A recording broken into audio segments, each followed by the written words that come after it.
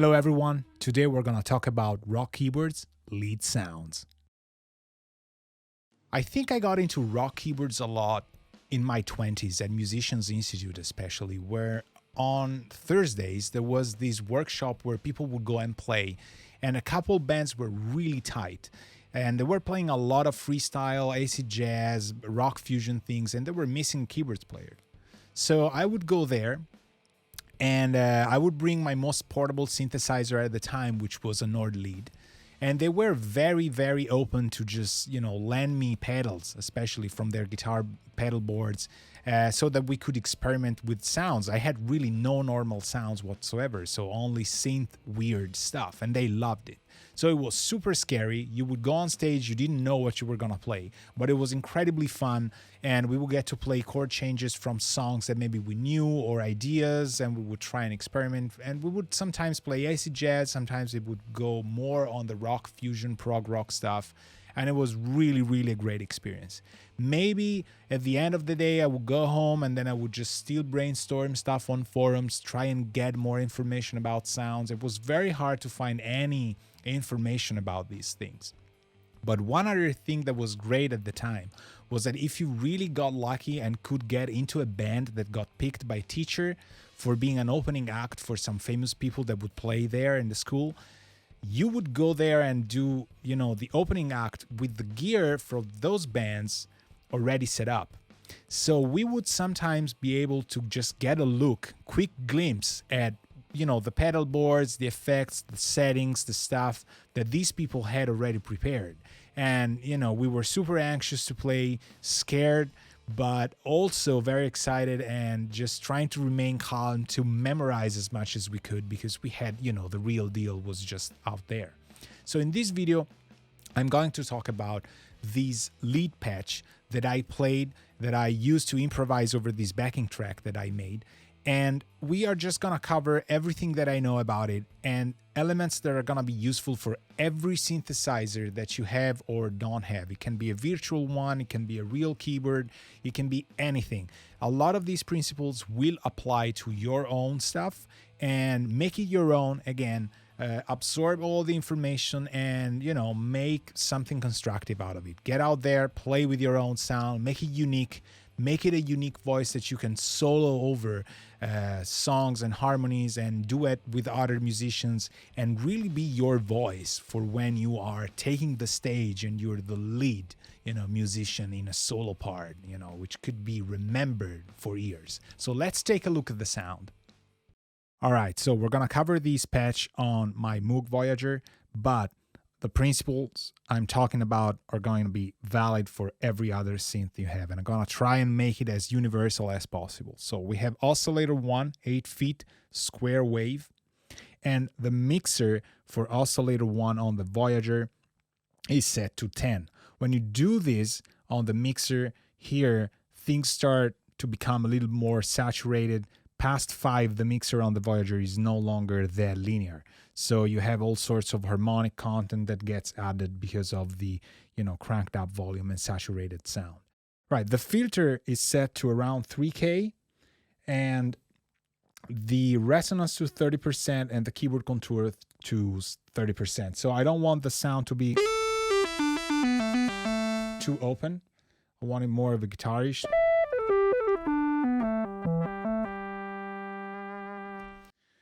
And the keyboard amount, I don't want all the way up,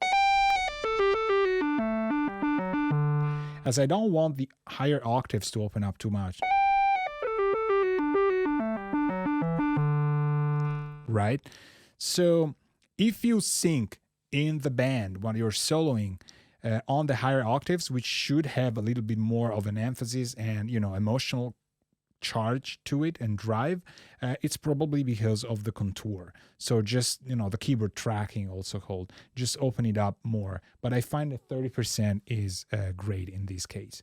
The amplifier envelope is set to almost the fastest attack I can, but not as fast, because the envelopes on the Voyager are super fast. For this patch, I wanted more of an introduction to the actual sound, so it's like the first notch.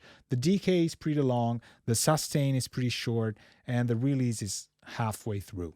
So I don't, the values really don't mean much, but I want the sound to sustain, to be as realistic as possible to maybe what a guitar would do. So not something like this, and right, this could work, but I still wanted the sound to sustain longer, which is what guitarists usually, manage to get through the use of compressors. So in this case, the sort of, what is it, like 10 o'clock sustain worked. The sound almost keeps up indefinitely, and a little bit more release. I use release on this patch, so when I let go of the key, there's a little bit of a tail. And the sizzle you hear is actually from the filter envelope. So even here I have on the filter envelope a fast attack, although not the fastest, sort of 10 o'clock decay and sustain, and a similar release to the envelope for the amplifier, but a little bit closer. So the more distance I get from the 12 o'clock point, the easier it will be, you see, in comparison to hear that sizzle thing. And I kind of like it in this patch. Sometimes I go full blast close, but in this one I think it kind of led better to a more of a legato kind of note to note transition.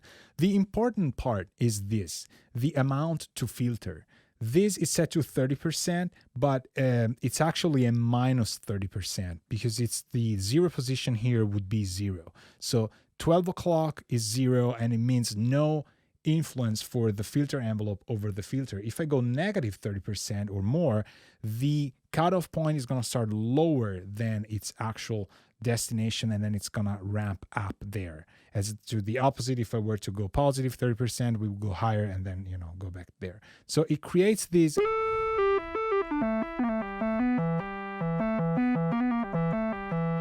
rather instead of right? I don't want it to be that open. I actually like the sound to be more of a duller, darker beginning, like it's a peaked kind of tone. Right? I don't know. I like it that way. So this sounds pretty cool, but it's still static and kind of basic. Still cool though. We could beef it up with a lot of pedals, but my idea is to try and use the synth as best as possible and just try and not depend too much on outboard gear, which is fun to use for sure, but it has its downsides as well. So what I did here is I engaged oscillator 3, which I'm just gonna have you listen. It's a sawtooth set to 1 octave above the oscillator 1 and has just a tiny little bit of frequency detuning. But we normally don't hear this, so we're back to oscillator 1, right? What I'm gonna do is I'm gonna use oscillator 3 to modulate the frequency of oscillator 1 by using this switch, which is a 3-to-1 frequency modulation. Typical to the Voyager, but can be done on other synths as well. So now, this sounds like this as compared to this. And when you're playing,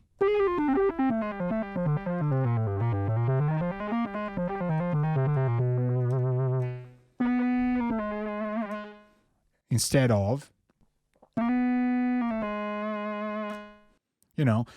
So another feature I like to add to this sound is modulating the waveform, this square, a little bit into a pulse, a little bit into sawtooth, sort of a pulse wave modulation through a shape given by the pressure, just a 10% thing. And it's on modulation bus 2 on this synth. So I never had, if you notice during my playing, the mod wheel at 0. It was always at around 30%. And it just makes the sound break even more and be a little bit more unpredictable and organic. So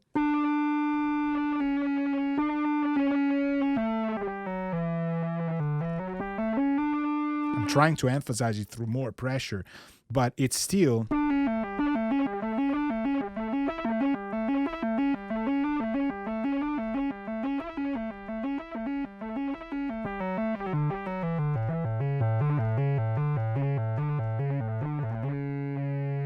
hear it, right? Another thing I really like to do is to add temporarily the glide of a 70% to 80, something like that, a slow glide to a note that slides up. So it just has a lot of emotional effort to it, and it just, used sparingly and in the right spot, it can have a lot of emotional drive to the song. So you're playing something and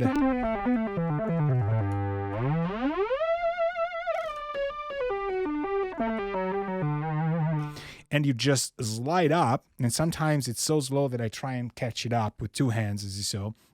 And it's just great. With the right effects, if you had delay and reverb, it just makes things move more, and it's just great. The audience loves it. So until now, we've played with everything dry, but a little bit of a spring reverb, for example, or some mild plate. You can play around with effects, and they obviously, you hear it compared to this. It just completely dries out and there's no vibe to it. Another great feature that you can use is cabinet emulation. And the Big Sky, even if it's a reverb pedal, has cab emulation as a switch on its back. So this brings it obviously closer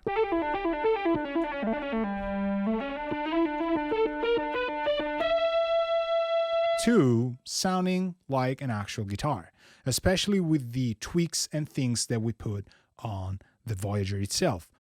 We already mentioned the use of pedals, and if there were two that I would use are actually a phaser and the distortion pedal.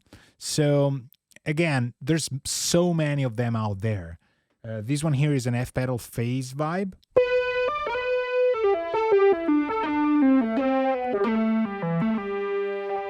Which is, as you can hear, is adding sort of phasing again. But with the two oscillators especially, things get mixed up even more. So if you like distortion, you can also add a pedal afterwards. This is very common. Sometimes it might sound like it's too much, but in the heat of heavy guitars, live playing, heavy drums, distorted bass, this might be your ticket. Using a pedal, I don't know, like the Morley JD10, I love. It's been made famous by a lot of famous keyboard players. It's got input, output, low, mid, highs, they're reversed. And then there's the rock classic. I like the rock setting more, and a cab emulation that I'm not going to use. It's kind of very hard to read the labels because they scraped off in the ears. So you turn it on and it turns something like the sound we had before into more of a grittier, more distorted tone.